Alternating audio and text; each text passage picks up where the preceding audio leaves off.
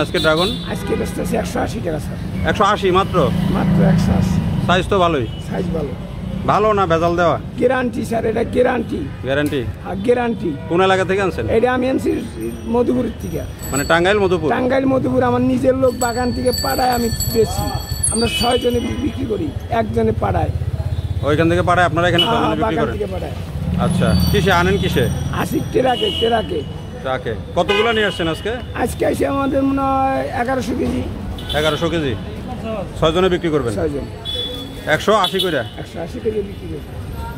এইটা আমাদের 600, 1100 KG, 1200 KG, 1400 KG হয় পরে। তাই? ওইটা কোনো হিসাব না, যে নাকি যেরকম কিনতে পারি স্যার।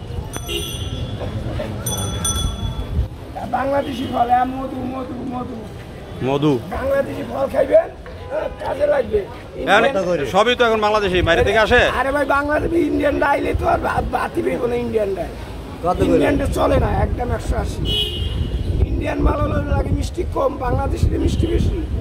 খাইবেন হলে মালটা হারাবেন, ওরই খায়। এই বিদেশি বলে টাকা, বিদেশি টাকা দিয়ে দেন, দেশের টাকা বিদেশে, দেশিরা খান না।